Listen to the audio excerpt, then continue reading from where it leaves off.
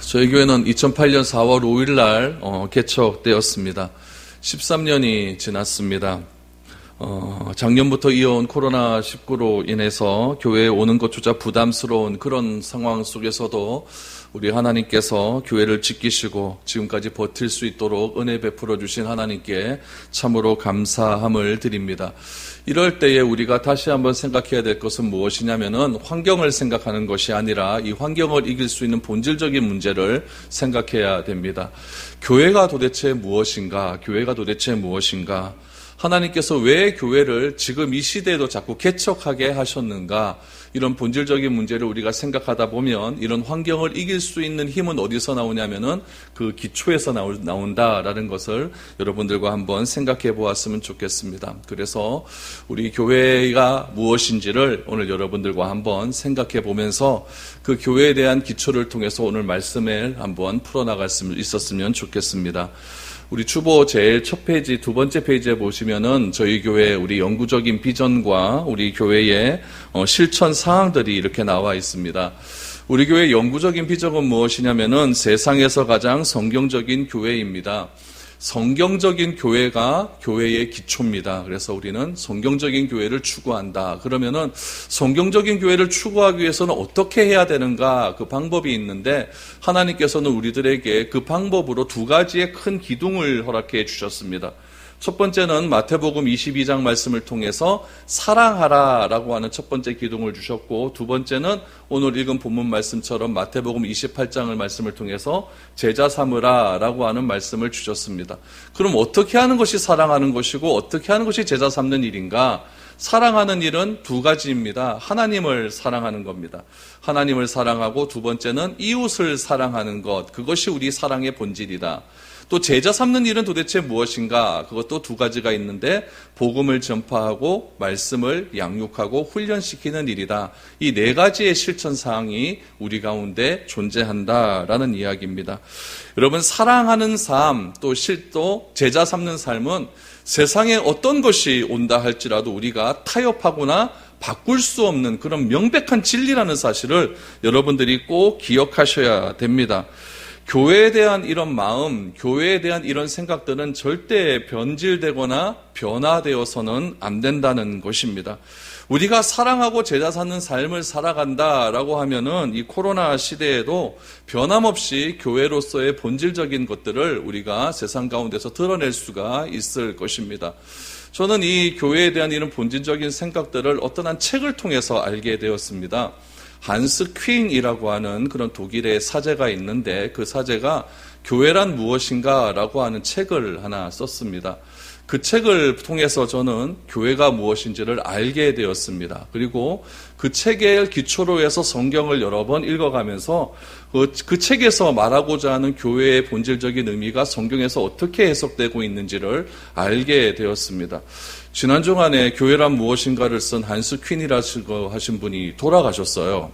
92세를 나이로 돌아가셨는데, 저도 괜히 그냥 마음이 아프더라고요. 한 번도 만나본 적은 없지만은 책을 통해서 만나지 않았습니까? 그래서 제가 이렇게 교회라고 하는 정의를 기초를 쌓았는데 이게 큰 도움을 주신 이분이 돌아가셨다라고 하니까 참 마음이 좋지 않은데, 아무튼 오늘 여러분들과 그 얘기를 좀 해보려고 합니다. 도대체 교회가 도대체 무엇인가? 교회가 도대체 무엇이길래 예수님께서는 이 교회를 피로 값주고 사셨다라고까지 말씀을 하셨을까? 오늘 여러분들이 이 말씀을 잘 기억할 수 있기를 바랍니다. 그래서 우리 여러분들이 생각하는 이 교회의 모습이, 교회의 정의가 성경적으로 어떻게 이어져 왔는지를 분명하게 여러분들이 기억하셔야 됩니다. 그래야만 우리 교회에서 같이 신앙생활할 때에 교회의 분명한 가치와 본질적인 목적을 알고 우리가 함께 신앙생활을 할 수가 있습니다.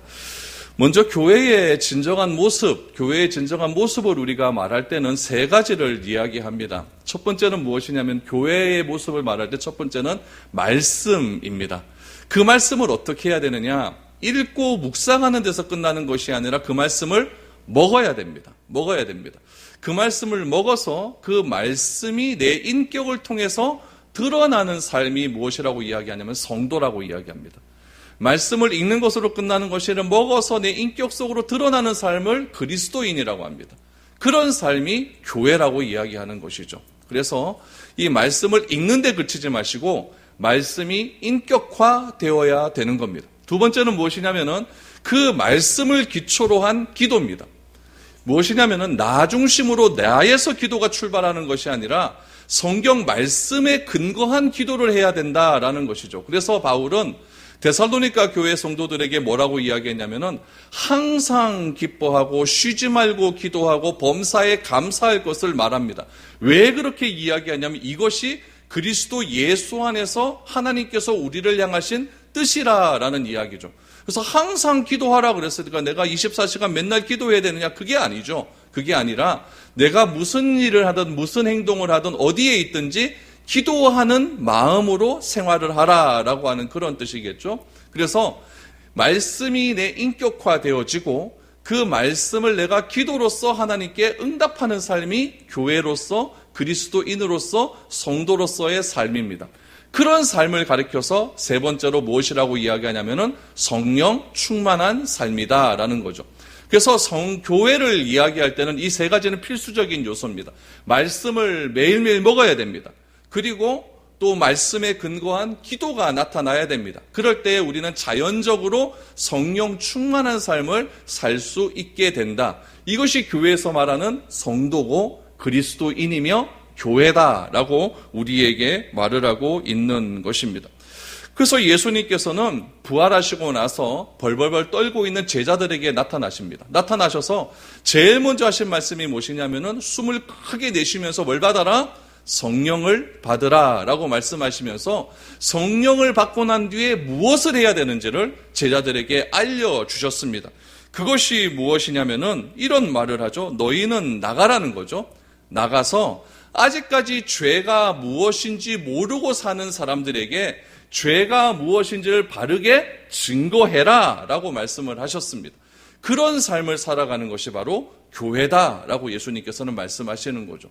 그래서 예수님께서 부활하시고 떨고 있는 제자들에게 굳이 가서 제일 첫 번째로 하신 말씀이 성령 충만함을 받으라라고 말씀하신 이유가 어디에 있느냐.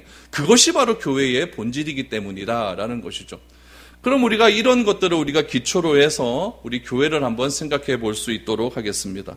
여러분 복음서를 한번 다 읽어보셨죠? 마태복음, 마가복음, 누가복음, 요한복음, 이건 사복음서라고 하는데 여러분 사복음서를 쭉 읽다 보면은 교회라고 하는 말이 몇 번 나올 것 같습니까? 제가 다 찾아보니까 딱 2번 나옵니다. 교회가 그렇게 중요한데 왜 교회라는 말을 이렇게 많이 사용하지 않으셨을까? 어디에 2번 나오냐면은 마태복음 16장에 한 번 나오고 마태복음 18장에 한 번 나옵니다.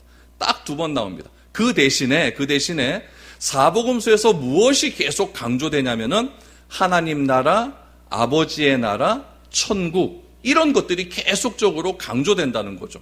여러분들이 성경을 읽을 때 계속 반복되는 단어가 나오면은 이 말씀의 이 복음서의 이 책의 핵심이 이 단어에 있구나라는 것을 여러분들이 기억을 해야 됩니다. 통계를 한번 봤어요. 하나님 나라 몇 번 나오느냐 사복음서에서 52번이나 나와요. 교회는 2번인데 52번이나 나와요. 천국 몇 번 나오냐면 37번 나와요. 아버지의 나라 2번 나와요. 총 보니까 91번이나 나와요. 91번. 아버지의 나라, 하나님의 나라, 천국 다 똑같은 말이거든요. 다르게 표현한 것뿐이죠. 결국 하나님의 나라, 천국이라는 표현이 91번이라 나오는 이유는 무엇이냐면은 예수님께서 이 땅에 오신 목적이 무엇이냐? 하나님 나라를 위해서 왔다는 이야기예요. 예수님께서 이 땅에 오셔서 전하고자 하는 말씀이 무엇이냐? 천국이라는 이야기죠. 그러면 하나님 나라와 천국은 어떻게 들어갈 수가 있느냐? 교회를 통해서 들어갈 수 있다라는 이야기죠.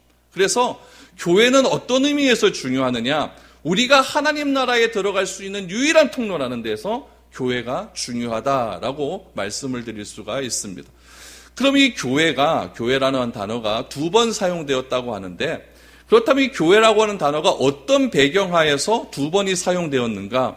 우리가 그것부터 한번 찾아볼 수 있도록 하겠습니다.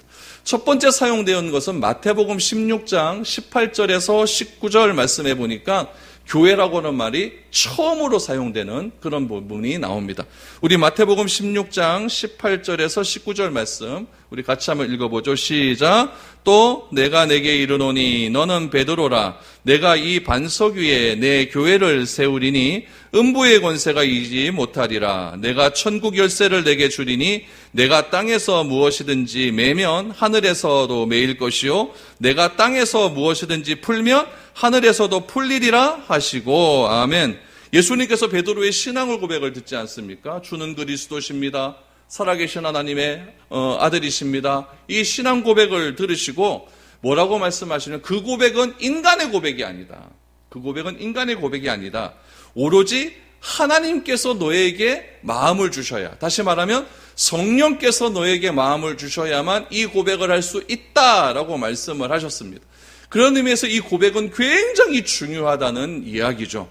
그래서 이 고백 위에 18절 말씀해 보니까 내 교회를 세우겠다라고 말을 합니다. 그러면서 베드로의 이름을 이제서야 이름을 바꾸어 주십니다. 이전까지의 이 베드로의 이름 뭐냐면 시몬이었어요. 시몬이라고 하는 사람의 이름을 뭐라고 바꾸어 주셨냐? 베드로로 바꾸어 주셨어요. 베드로가 헬라어로 페트라라는 뜻이에요. 페트라라는 말이 무슨 말이냐면은 반석, 바위 이런 뜻입니다. 그래서 베드로가 이 고백을 한 가이사라 빌립보 보면 순 바위사입니다.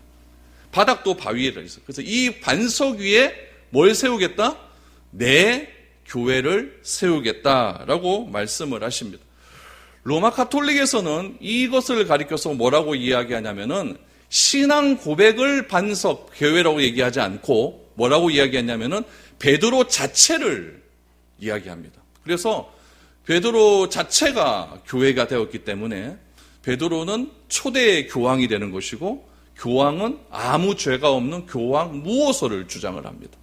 굉장히 잘못되었죠. 베드로가 죄를 지은 적이 없을까요? 아니에요. 베드로는 실수투성이의 사람이었습니다. 베드로는 예수님을 저주하고 부인까지 한 그런 사람이었습니다.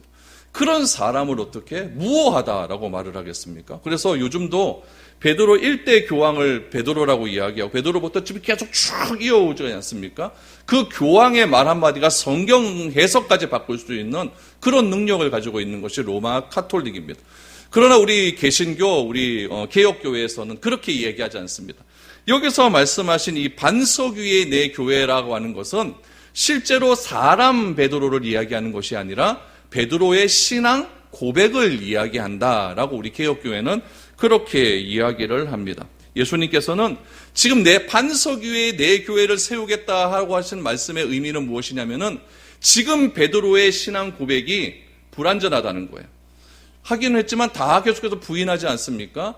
그 불완전한 베드로의 믿음 고백을 하나님의 능력으로 성화시켜 주시어서 완전한 교회로 만들어 가시겠다라고 하는 그런 의미가 담겨져 있는 것이죠. 그런 만들어져 가는 교회를 예수님은 뭐라고 하셨냐면은 무슨 교회? 내 교회라고 말씀하셨습니다. 여러분, 이거는 굉장히 특별한 의미가 있어요. 내 교회라고 하는 것. 예수님께서 자신의 소유를 말씀하신 적이 딱 3번 나오는데 어떨 때 자신의 소유를 말씀하셨냐면은 내 아버지, 내 제자, 내 교회 딱 3번입니다. 예수님께서는 소유가 없으셨죠. 머리 둘만한 곳도 없었다라고 말합니다. 예수님께서 내 돈이 있습니까? 내 집이 있습니까? 아무것도 없으신 예수님께서 유일하게 자신의 소유를 내 아버지, 내 제자, 내 교회라고 말씀하셨습니다. 그렇다면 예수님께서 말씀하신 자신의 소유라고 말한 아버지, 제자, 교회는 그런 의미에서 중요하다는 이야기예요. 오늘 특별히 교회를 말씀하실 때 뭐라고 말씀하셨냐면은 내 교회다라고 말씀하신 것은 그만큼 교회의 의미가 중요하다라고 하는 의미가 담겨져 있습니다. 그렇다면 이 교회가 도대체 무엇인가? 이 교회를 우리가 성경으로 한번 쭉 한번 올라가 보겠습니다. 교회를 헬라어로 뭐라고 이야기하냐면은 에클레시아, 많이 들어보셨죠? 에클레시아가 뭐냐? 주보에 보면 제가 헤브리 헬라어로 하나 적어놨어요. 에클레시아 이렇게 쓰는 겁니다. 저도 잘 모릅니다. 에클레시아 이렇게 적어놨어요. 이 에클레시아의 뜻이 무엇이냐? 어디에서 불러낸 사람들, 이것이 에클레시아라는 뜻입니다. 그럼 에클레시아라고 하는 이 말은 헬라어거든요. 신약 성경 헬라어예요. 그러니까 신약 시대에 살던 사람들이 썼던 언어, 헬라어라는 이야기죠. 근데 이 헬라어를 어원을 찾아서 구약 시대까지 올라갑니다.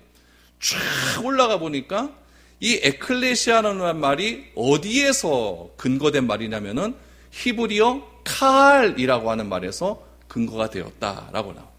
그럼 히브리어 칼이라고 하는 표현은 도대체 무슨 말이냐? 하나님의 백성, 하나님의 성도, 또한 모임, 회중, 총회. 여러분들이 모세오경 같은 거 읽어보시면은 이 총회는, 이 모임은, 이 회중은 이런 표현들이 많이 나옵니다. 이런 말 자체가 무슨 말이냐면은 히브리어로 카할이라고 해요. 카할. 이 카할이라고 하는 히브리어가 있어요. 그래서 구약 성경에 보니까 히브리어로 썼잖아요. 이 히브리어를 쭉 살펴보니까 이 카할이라고 하는 단어가 나와요. 히브리어를 헬라어로 번역하는 과정이 있었습니다. 몇 명이 번역했냐면은 70명이 번역을 했어요. 그래서 이 70명이 번역한 번역책을 뭐라고 이야기하냐면 70인역이라고 그래요. 그 당시에 제일 히브리어 헬라어를 잘하는 유대인 랍비들을 다 모았어요. 아프리카 알렉산더 지방에 다 모았어요.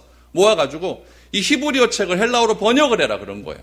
이게 최초의 히브리어 헬라어 번역서입니다. 거기서 보니까 이 칼이라고 하는 히브리어를 뭘로 번역을 해놨냐면은 에클레시아 이렇게 번역을 했다는 거예요. 그래서 우리가 잘 아는 이 에클레시아라는 단어가 이렇게 등장을 하게 되었다라는 이야기죠. 그러면 이 구약 성경에서 이 칼이라고 하는 말이 그럼 언제 제일 처음 등장을 했느냐? 언제 처음 등장을 했냐면은 이때 등장을 했습니다. 이스라엘 백성들이 이집트에 있었어요. 이집트에 있다가 430년 만에 탈출을 하지 않습니까?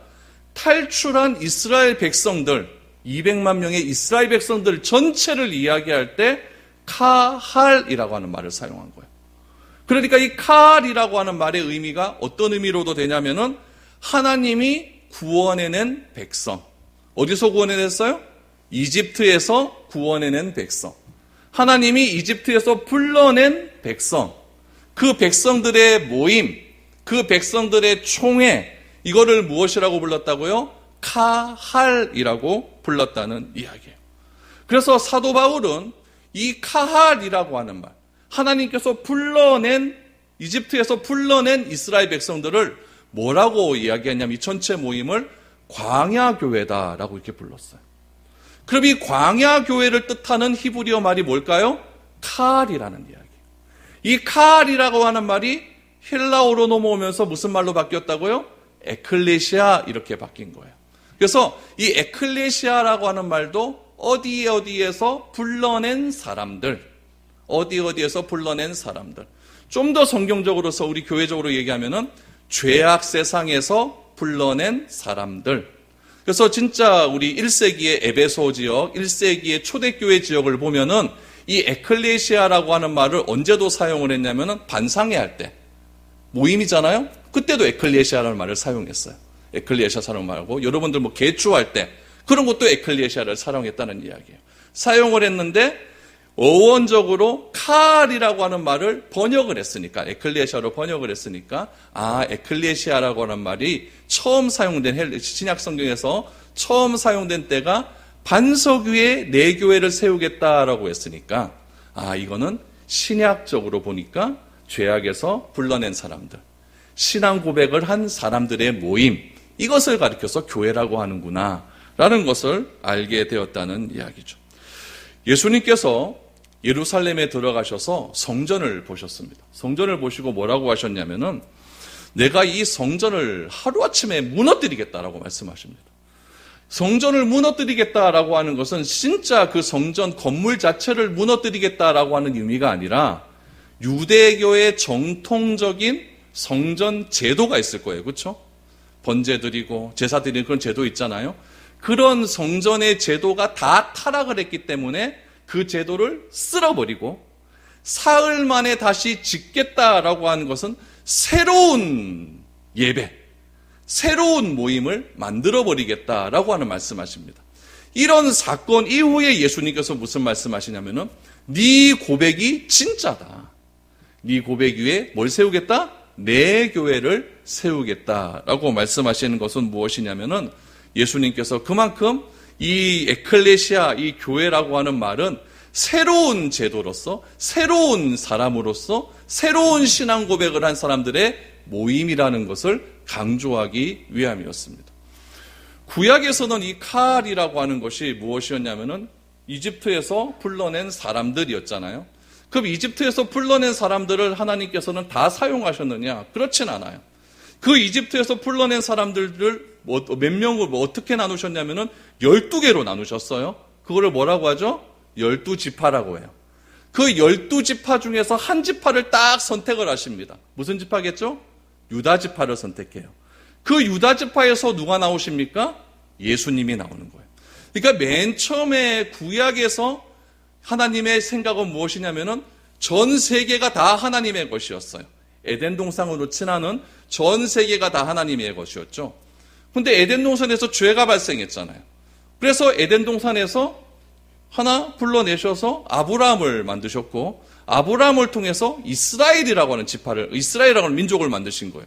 근데 이스라엘 민족도 자꾸 범죄를 하니까 12지파를 만들었어요.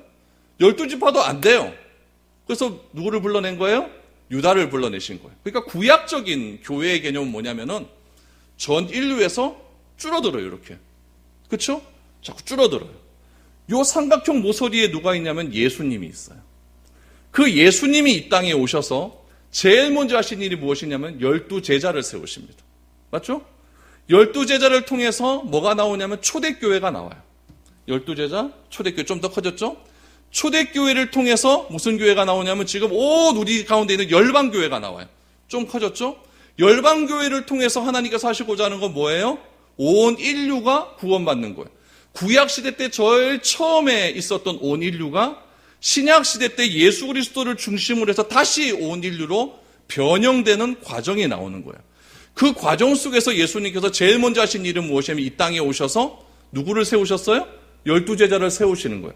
그 12제자를 세우시면서 훈련시켜 가시면서 교회가 뭔지를 가르쳐 주시는 거예요. 근데 어느 날 갑자기 사람들은 나를 무엇이라 하느냐 그랬더니 제자 중에 하나가 베드로가 주는 그리스도십니다. 살아계신 하나님의 아들이면 그랬더니 옳구나 드디어 나왔구나. 이 고백 위에 교회를 세우겠다. 그러면서 12제자들 가운데 사도행전에 보니까 예루살렘 교회라는 최초의 교회가 등장을 합니다. 그 교회가 등장하고 열방교회가 등장하고 이제 그 열방교회를 통해서 예수님께서 하시는 일은 뭐만 남았을까요? 온 인류가 구원받는 일만 남았다는 거예요. 그래서 예수님께서 이렇게 교회를 말씀하시는 거예요. 에클레시아, 그 에클레시아의 어원은 칼이었다. 그럼 칼은 어디서부터 시작되었다? 이집트에서 탈출한 이스라엘 백성이었구나. 그 이스라엘 백성들을 12개로 나누시고 그 가운데 유다지파를 선택하시고 유다지파 가운데 예수님이 나오게 하셨고 그 예수님을 통하여서 12제자, 초대교회, 열방교회, 온 인류를 구원하시고자 하는 하나님의 장엄한 계획이 있구나. 이게 뭐라고요? 교회다. 여러분들이 이렇게 생각을 하면 좋을 것 같습니다. 그래서 교회라고 하는 것은 여러분 이제부터 생각을 바꾸셔야 됩니다. 교회는 제가 무누이 말할 건물이 아니다. 건물이 아니다. 그래서 교회는 우리가 성경적으로 봐도 건물이 아닙니다. 교회는 뭡니까? 내가 교회입니다. 내가 교회예요. 그래서 내가 교회가 되어질 때에 그것이 진실한 의미에서의 교회로서의 본질이 나타난다. 이것이 첫 번째로 나타난 교회의 의미입니다. 두 번째로 교회는 예수님께서 언제 사용하셨냐면은 마태복음 18장 17절에서 사용하셨습니다. 마태복음 18장 17절 한번 보죠. 같이 읽겠습니다. 시작. 만일 그들의 말도 듣지 않거든 교회의 말하고 교회의 말도 듣지 않거든 이방인과 세리와 같이 여기라. 이 말의 배경은 뭐냐면은 어떤 공동체에서 어떤 모임에서 형제가 범죄를 했어요. 형제가 범죄를 해서 그 모임의 대표가 형제에게 권면을 하러 갑니다. 권면을 하러 갔는데 말을 안 듣는 거예요. 말을 안 들어요. 자기 죄를 고백을 안 해요. 그러면 이 지도자가 어떻게 하냐면은 교회의 장로님들을 데리고 그 범죄한 사람한테 찾아가라는 거죠. 찾아가서 권위 있는 사람과 같이 찾아가서 여러 가지로 권면을 하라는 거예요. 근데 이 사람이 그래도 말을 안 들어요. 그러면 어떻게 하느냐? 오늘 17절 말씀입니다. 그들의 말도 듣지 않으면, 그들이라는 것은 교회의 권위 있는 장로님과 교회의 지도자를 뜻합니다. 그들의 말도 듣지 않으면 그 죄를 어떻게 해라? 교회에 공개를 해라. 여기서 나오는 교회의 의미도 에클레시아인데 여기서는 어떤 의미로 사용되었냐면은 회중으로 사용됐어요. 교회라고 하는 이 모임 속에 있는 모든 사람에게 말을 해라 라고 말을 하는 거예요. 그러니까 교회의 또 다른 의미가 나와요. 교회의 또 다른 의미는 뭐냐면 건물이 아니라 모임이구나. 모임 속에 있는 모든 사람이 교회구나라는 것을 알게 되는 거죠. 그래서 사복음서에 교회라고 하는 말은 딱 2번 등장을 합니다. 이런 교회의 정의를 통하여서 예수님께서는 이 교회를 통하여서 하나님 나라, 전 인류가 구원받는 장대한 계획을 그렇게 세우신 겁니다. 그러니까 교회는 중요해요, 안 중요해요? 중요한 거예요. 내가 중요합니까, 안 중요합니까? 그래서 중요한 거예요. 나 같은 사람을 통하여서 나를 교회로 삼기 위해서 예수님께서 피를 흘려주신 거예요. 피를 흘려주시고 그 피값으로 무엇을 사주셨냐면은 교회를 삼아 주신 거예요. 그러니까 여러분 교회를 생각할 때 자꾸 건물을 생각하지 마십시오. 교회를 건물로 생각하다 보면 교회의 비전은 무엇이 되느냐? 건물 짓는 거예요. 그러니까 모든 헌금을 다 건물에다 투자를 해버리는 거죠. 빚지고 그런 이유가 다 거기에 있는 겁니다. 그래서 우리 오늘 이 말씀을 듣는 여러분들은 교회는 뭐가 아니다? 건물이 아니다. 교회는 뭐다? 모임이구나. 어떤 모임인가? 죄에서 불러낸 사람들의 모임이다. 그 불러낸 사람들은 그럼 어떤 고백을 해야 되는가? 예수는 그리스도다. 하나님은 나의 아빠다. 이런 모임을 하는 사람들이 교회고, 이 교회 안에서 성찬을 하는 거예요. 성찬을 하면서 예수님의 살과 피를 맛보면서 한 믿음으로 가졌다는 것을 우리가 의미하는 거죠. 그런 것을 가리켜서 우리는 교회를 공동체다라고 이야기합니다. 그래서 이 교회에 대한 이 정확한 개념만 알고 있어도 여러분 교회가 이렇게 타락하거나 교회가 세상으로부터 지탄받는 그런 일들은 일어나지 않을 것이라고 저는 생각이 되어집니다. 그럼 이런 교회를 예수님께서 세워주셨습니다. 그러면 예수님께서 내 교회를 세우겠다라고 말씀을 하셨는데 마태복음, 마가복음, 누가복음, 요한복음에는 2번밖에 나오지 않았던 교회가 그럼 사도행전 이후로부터 요한계시록까지는 교회가 몇 번이나 나오긴 해요. 단어가. 이때는 꽤 많이 나와요. 113번이나 나와요. 그러니까 이때부터 이제 본격적인 교회 사역이 시작된다는 이야기예요. 제가 교회 이거 113번에 나온 교회의 구절을 다 찾아봤어요. 다 찾아보면서 하나하나 다 공부를 해봤어요. 제가 지금 이 시간 113개를 다 말하면 이건 3박 4일이잖아요. 그러니까 제가 여러분들 딱 2가지를 말씀드려요. 처음 교회라는 단어가 사용됐을 때는 언제냐? 또 제일 마지막 113번째로 사용됐을 교회는 단어가 언제냐? 요걸 한번 살펴보겠습니다. 사도행전 이후로 처음으로 이제 사도행전에서 교회가 사용된 단어는 언제냐면은 사도행전 5장에서 사용이 됩니다. 사도행전 5장에서 어떤 일이 일어나냐면 아나니아와 삽비라의 사건이 일어나요. 무슨 말인지 알죠? 그렇죠? 아나니아 삽비라가 하나님께 드리기로 했다가 속이잖아요. 성령을 속여서 그 자리에서 아나니아 삽비라가 다 죽어버리지 않습니까? 그때의 반응이 나옵니다. 사도행전 5장 11절 말씀해 보니까 아나니아와 삽비라가 죽고 난 다음에 이런 일이 나옵니다. 같이 읽어보죠. 시작. 온 교회와 이 일을 듣는 사람들이 다 크게 두려워하니라. 사복음서 이후에 처음으로 등장하는 교회의 단어입니다. 그러니까 여기서 나오는 교회도 어떤 의미겠습니까? 모임이겠죠. 그렇죠? 예루살렘에 있는 모든 교회가 이 사건을 통해서 다 두려워하기 시작을 했다라고 말을 합니다. 제일 마지막에 나오는 교회 또 한번 보시죠. 요한계시록 22장 16절입니다. 같이 읽어보겠습니다. 시작. 나 예수는 교회들을 위하여 내 사자를 보내어 이것들을 너희에게 증언하게 하였노라. 나는 다윗의 뿌리요 자손이니 곧 광명한 새벽별이라 하시더라. 아멘. 예수님께서 내 교회를 위하여서 누구를 보내었다? 내 사자를 보내주셨어요. 이 말은 무슨 말이냐면은 요한계시록 처음 시작할 때 보면은 7개 교회가 나와요. 7개 교회를 나올 때 교회마다 예수님의 사자가 교회를 거느시는 장면이 나옵니다. 그 말씀을 하시는 거예요. 예수님께서 여기서도 보니까 교회들을 위하여 내 사자를 보내었다라고 말씀하지 않습니다. 7개 교회에 친히 사자들을 보내어 주신 거예요. 그 증언의 내용이 무엇이냐? 그 증언의 내용이 뭐냐? 교회마다 사자를 보내어서 무엇을 증언하게 하셨느냐? 예수님은 다윗의 뿌리이고 광명한 새벽별이다. 이거를 증언하게 하셨다. 이후로는 교회라고 하는 말이 한 번도 등장을 하지 않습니다. 그러므로 교회를 지칭할 때 건물을 말하는 것이나 제도를 말하는지는 않아요. 교회는 무엇이냐? 회증을 의미하는, 이 모임을 의미하는 구약의 카알의 계승이라는 것을 알게 됩니다. 카알이 뭐였죠? 이집트에서 불러낸 사람들. 그 사람들의 계승이 뭐냐? 오늘날 우리의 교회다라고 말을 하는 거예요. 그래서 우리 성경의 설교를 우리 가만히 듣다 보면은 이집트는 세상을 말하고, 세상에서 우리 이집트에서 출애굽한 것은 구원을 말하고, 또 광야 생활하는 것은 우리의 인생길을 이야기하고, 요단강 건너가는 건 천국 간다 이렇게 얘기할 때에 그런 의미에서 이집트에서 불러낸 사람들이 카알이고 그것이 바로 교회다라는 것을 우리에게 말씀을 해주시고 있는 겁니다. 그래서 교회는 절대 여러분 건물이나 제도가 아니라 교회는 하나님을 믿는 사람들, 하나님을 믿는 사람들의 모임이다라는 것을 여러분들이 꼭 기억하시기를 바랍니다. 예수님께서는 이런 교회를 우리에게 주시고자 예수님 뭘 뽑았다고 오셔서 12제자를 뽑으십니다. 제자라고 하는 단어가 사복음서에 보니까 298번이 나와요. 한 300번 정도 나오죠. 298번. 그러니까 예수님의 사역의 목표는 제자들에게 있었다라는 것을 알 수가 있죠. 끊임없이 예수님의 관심은 제자에게 있었습니다. 그래서 오늘 우리가 읽은 본문 말씀을 다시 한번 보시죠. 마태복음의 지상명령을 할 때 이 지상명령은 누구에게 하시는 것이냐? 제자들에게 하신 말씀이라는 것을 알 수 있습니다. 우리 오늘 본문 16절, 17절 말씀을 다시 한번 보시죠. 11제자가 갈릴리에 가서 예수께서 지시하신 산에 이르러 예수를 배웠고 경배하나 아직도 의심하는 사람들이 있더라 라고 말합니다. 11제자, 갈릴리에 가서 예수님께서 11제자가 지시하신 산에 이르게 되었다라고 말하죠. 왜 11제자일까요? 가룟 유다는 빠졌죠. 그렇죠? 가룟 유다는 빠졌기 때문에 11명입니다. 예수님께서 그럼 도대체 지시하신 산이 어디냐? 많은 논쟁이 있어요.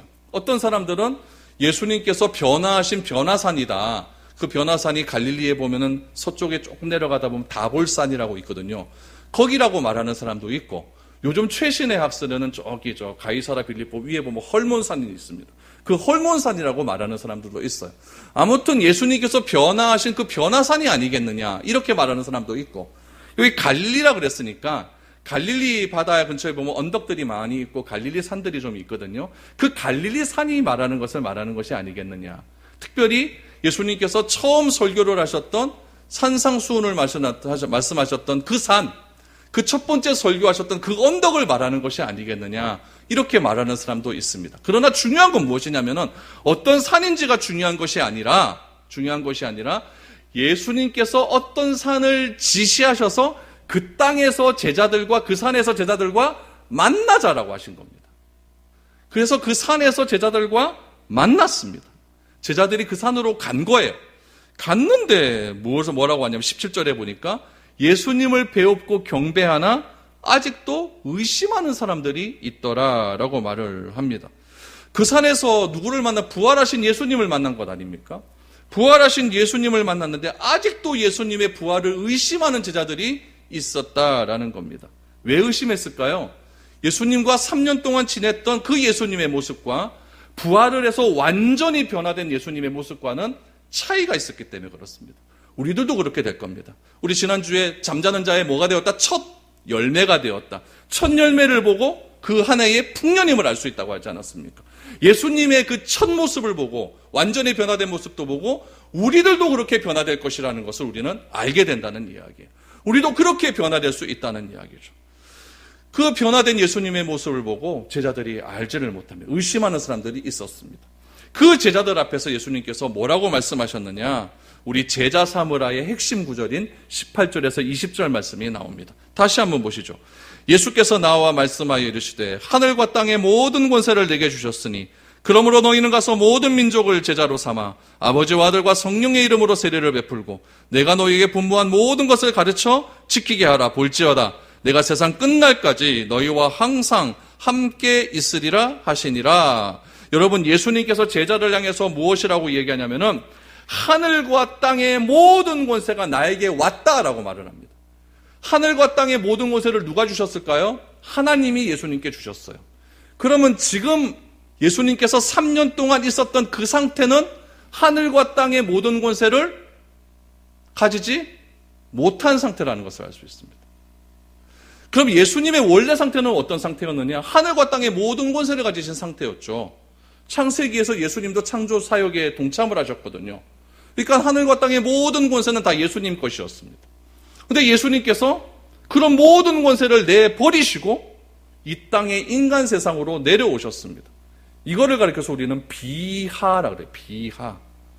가장 천한 몸으로 오셨다라는 거죠. 가장 천한 몸으로 오신 그 상태는 무엇이냐면은 하늘의 권세도 없고 땅의 권세도 없고 세상의 모든 권세가 없는 완전한 인간의 모습으로 이 땅에 오신 겁니다.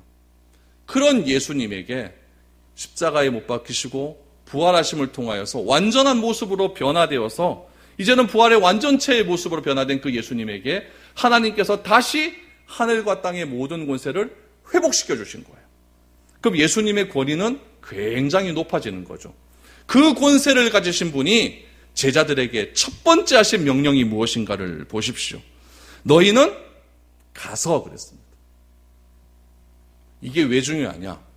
예수님께서 제자를 처음 부르실 때 내게 오라, 나를 따라 오라라고 하셨죠. 제자를 부르실 때 오라라고 말씀하신 예수님은 이제는 가라라고 말씀하십니다. 언제 가야 되느냐? 예수님께서 승천하시고 10일 만에 오순절날 성령이 임하십니다. 성령이 임하면 제자들은 가야 됩니다. 오는 삶이 아니라 이제는 가는 삶입니다. 그래서 교회는 두 가지 중요한 동사가 있어요. 와야 됩니다, 일단. 와서 말씀을 듣고 제자가 돼야 됩니다.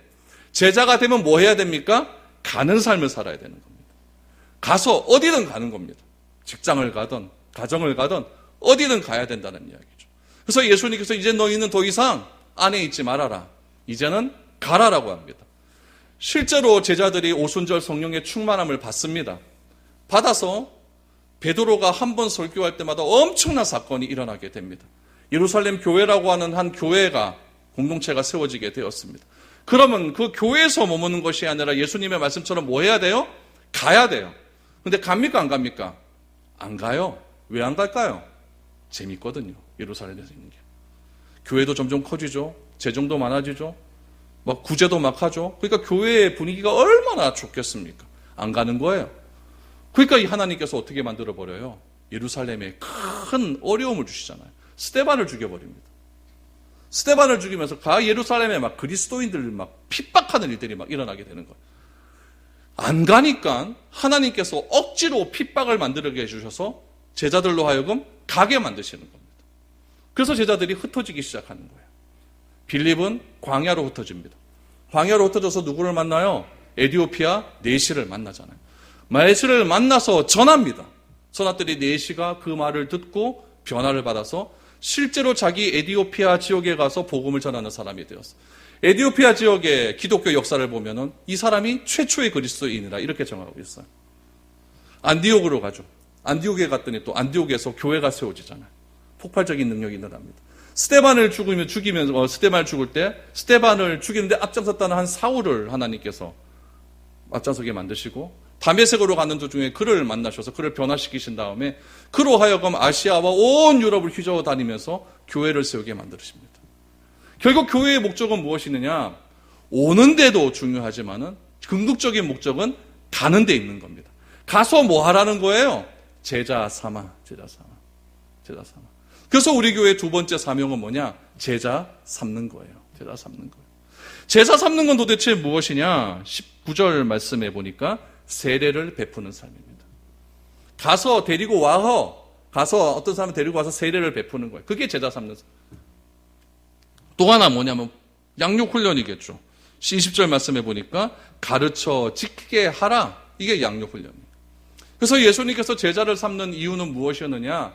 한 곳에 머물러 있게 하는 데 있는 것이 아니라 내보내는 데 있었다는 거죠. 내보내서 그냥 놔두는 것이 아니라 내보내서 너희도 제자를 삼아라. 이 말씀을 하시기 위해서 예수님께서 오늘 이 본문의 지상대명령의 말씀을 해 주셨다라는 이야기죠. 이거는 우리들에게도 똑같이 적용되는 말입니다. 우리도 가야 될 일은 무엇이냐? 가서 제자 삼는 일을 해야 되는 거예요. 왜 제자 삼으라고 하셨느냐? 그들도 교회가 되어야 되니까요. 12제자, 초대교회, 열방교회까지 나가기 위해서는 교회는 건물이 아니라 그랬죠? 건물은 절대 아닙니다. 그러니까 한 사람 한 사람이 교회라고 한다면은 그 한 사람 한 사람이 예수를 믿어 그리스도인이 되게 만들어야 된다는 거예요. 그 일을 누가 해야 되느냐? 목사가 하는 게 아니라 여러분들이 하셔야 되는 거예요. 목사도 교회고 여러분도 교회니까. 그래서 그 교회되게 하는 일이 온 민족에까지 이를 수 있도록 그렇게 하는 일이 하나님께서, 예수님께서 내 교회를 세우는 그런 일이었다라고 말을 합니다. 그런 의미에서 여러분, 오늘 우리가 교회가 우리 창립된 지 13주년이 되는 날이에요. 처음 드렸던 그 교회와, 처음 이 13년 전에 예배를 드렸던 그 교회와 지금의 교회는 같은 교회일까요? 다른 교회일까요? 같은 교회입니다. 그때 있었던 사람은 지금 없습니다. 지금 뭐 한 두세 분밖에 없어요. 다 다른 분들입니다. 그러나 교회의 본질적인 가치는 어디에 있냐면은 예수를 그리스도라 믿는 믿음에 있는 겁니다. 떠났던 분들도 그 믿음이 있는 거고 여러분들도 그 믿음이 있기 때문에 교회라고 하는 것은 그리스도의 머리가 되는 그런 교회이기 때문에 그런 의미에서 그때 13년 전 교회나 지금 교회나 동일하다는 것을 여러분 꼭 기억하셔야 됩니다. 13년 전 교회는 그랬는데 왜 지금은 이러냐? 이거는 교회를 건물로 생각하고 제도로 생각하는 것에 대한 오산이라는 이야기예요. 똑같은 교회입니다. 이 교회에서 우리가 해야 될 일은 무엇이냐? 가서 제자 삼는 일이라는 거예요. 그럼 어떤 사람을 제자라고 말을 할 수가 있을까? 요한복음에 보면은 제자가 되는 비결이, 방법이 세 가지가 나옵니다. 제가 수요일마다 요한복음 강의를 하면서 이 제자가 되는 이 삶의 비결, 목적을 제가 말씀드린 적이 있어요. 오늘 다시 한번 여러분들에게 말씀드립니다. 어떤 사람이 예수님의 제자가 되려고 하느냐? 첫 번째, 요한복음 8장 31절 말씀해 보면은 너희 말이 내 안에 거하고 내 말이 너희 안에 거하면, 내 말이 너희 안에 거하면 너희가 참 내 제자가 될지니 진리가 너희를 자유롭게 하리라 라고 말합니다. 헌금 많이 낸 사람이 제자가 아니고, 창립 멤버가 제자가 아니고, 내 말이 너희 안에 거하고 너희 말이 내 말에 거하면, 그러니까 서로 예수님과 하나가 된다는 이야기죠. 그렇게 되면, 거룩한 연합이 일어나게 되면 그 사람을 가리켜서 내 제자다라고 이렇게 얘기합니다. 또 하나, 요한복음 13장 34절 35절, 오늘 이 말씀입니다. 말씀해 보면은 내가 너희를 사랑한 것 같이 너희도 서로 사랑하라. 예수님이 제자들을 사랑한 것 같이 그 사랑을 본받아서 제자들 너희도 서로 사랑하라. 너희가 서로 사랑하게 되면 모든 사람이 너희가 내 제자인 줄 알리라. 첫 번째 제자가 되는 방법은 뭐냐? 말씀 안에 거하는 겁니다. 제가 처음에 말씀드렸죠? 말씀을 먹어야 된다. 그것이 제자의 삶입니다. 두 번째, 서로 사랑하라는 거예요. 서로 사랑하라. 내가 너희를 사랑한 것 같이 너희도 서로 사랑하라. 그러면은 많은 사람들이 그 사람을 보고 너희가 내 제자인 줄 알리라. 세 번째, 요한복음 15장 말씀에 나옵니다. 예수님은 포도나무라고 말씀하셨어요. 우리는 가지라고 하셨어요. 포도나무 된 예수님께 우리 가지가 딱 붙어 있으면 열매를 많이 맺게 될 것이다. 오늘 그래서 15장 8절에 보니까 너희가 열매를 많이 맺게 되면 내 아버지께서 영광을 받게 되고 그 영광을 통하여 너희는 내 제자인 줄 알리라. 여기서 말하는 열매는 뭘까요? 우리가 생각하는 그런 열매 아닙니다. 성품의 열매예요. 사랑과 희락과 화평과 오래 참음과 자비와 양성과 충성과 온유와 절제의 열매예요. 이런 열매가 내 삶에 많이 맺으면은 그것을 가리켜서 내 제자가 되는 비결이다라고 말씀하는 거죠. 세 가지를 꼭 기억하십시오. 말씀이 내 안에 거해야 됩니다. 이것이 바로 성육신 사건이에요. 내 안에 거하면 너희가 내 제자가 된다. 서로 사랑하면 내 제자가 된다. 인격적인 변화가 일어나면 내 제자가 된다. 그럼 제자는 이렇게 돼요. 그럼 제자가 아닌 사람은 어떤 사람이냐? 누가는 제자가 아닌 사람을 두 가지로 우리에게 말씀을 해주고 있습니다. 누가복음에 나타난 제자가 아닌 사람, 누가복음 14장 27절입니다. 같이 읽어보죠. 시작. 누구든지 자기 십자가를 지고 나를 따르지 않는 자도 능히 내 제자가 되지 못하리라. 또 하나 14장 33절 밑에 있죠. 또 읽어보면 시작. 이와 같이 너희 중에 누구든지 자기의 모든 소유를 버리지 아니하면 능히 내 제자가 되지 못하리라. 여기 중에 누가 예수님의 제자입니까? 누가 제자입니까? 저도 아니고 여러분도 아닙니다. 내 재산 다 팔아야 됩니까? 그거 아니에요. 우선순위에 정립이 필요하다는 이야기죠. 내 십자가를 지고 나를 따르라 라고 하는 것은 무엇일까요? 손해보는 삶입니다. 손해보는 삶이에요. 설립기념주의를 맞이해서 우리가 다시 생각해야 될 것은 무엇이냐면은 예수님께서 교회를 왜 세우셨는가? 그걸 생각해야 돼요. 나를 교회로 만드신 이유는 무엇이냐? 뭐 되게 하시려고? 제자 되게 하시려고. 제자 되게 하셔서 뭐 하시려고 하느냐? 초창기에 초대교회가 되고 열방교회가 돼서 온 인류에게 복음이 증거된다고 한다면 이제는 열방 가운데 이제 그 초대교회가 지나고 열방교회 가운데 온 지구촌에 예수 믿는 사람이 이렇게 많이 생겨졌다고 한다면 아직까지도 그 사건을 모르는 사람들에게 가서 제자를 삼아라 이거예요. 이것이 교회됨의 목적입니다. 예수님이 교회 건물 너는 왜 100평짜리 200평짜리 네 건물 못 가졌냐 이거 갖고 뭐라 합니까? 그런 말 하나도 없습니다. 예수님께서 지적하시고 예수님께서 책망하시는 건 뭐냐면은 왜 너희들끼리 그렇게 있느냐는 거예요. 예루살렘 교회를 그렇게 해서 치시잖아요. 다 흩으시잖아요. 왜 너희가 200명, 300명 못 만들었느냐? 이거 갖고 뭐라 합니까? 아니에요.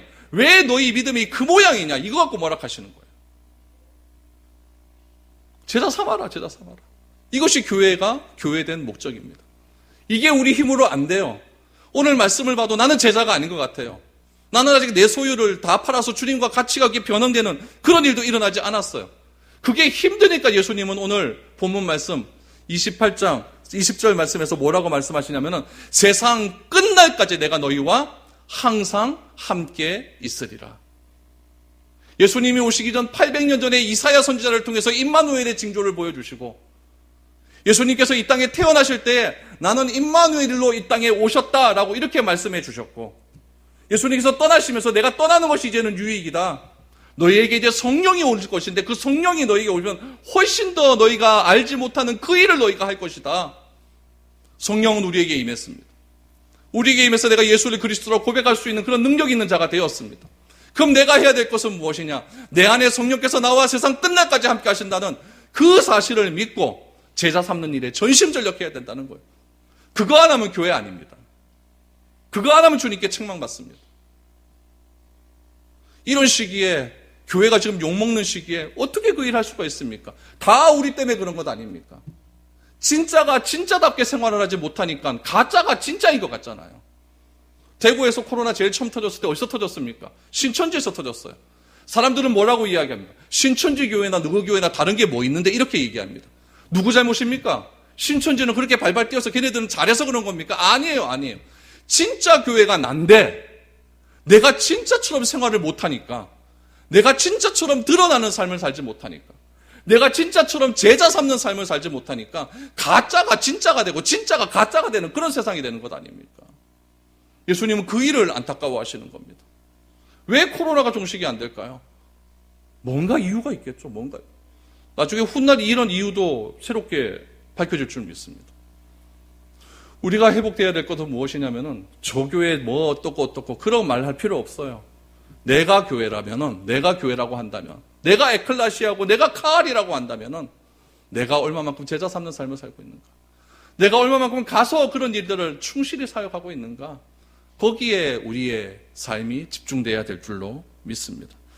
저는 오늘 교회 설립 기념주의를 통하여서 교회는 이런 것이다 라고 하는 것을 여러분들에게 말씀을 드렸습니다. 더 할 말은 많지만 다음에 또 말씀드리겠습니다. 우리 교회가 이런 본질적인 가치를 가지시고 그렇게 나아간다고 한다면 틀림없이 이 교회를 통해서 하나님께서는 교회를 세우신 목적을 우리는 발견할 수 있게 될 줄로 믿습니다. 여러분 이것이 코로나19 시대에 아직도 교회가 존재하게 하신 주님의 이유인 줄 믿습니다. 우리 그런 믿음을 가지시고 가서 모든 민족으로 제자를 삼아 아버지와 아들과 성령의 이름으로 세례를 주고 내가 분부한 모든 것을 가르쳐 지키게 할 수 있는 저와 여러분들이 될 수 있기를 바랍니다. 힘은 예수님께서 나와 세상 끝날까지 함께 하시기 때문에 그렇습니다. 이 믿음을 가지시고 이번 한 주간도 제자 삼는 삶에 최선을 다할 수 있는 저와 여러분들이 될 수 있기를 축복드립니다.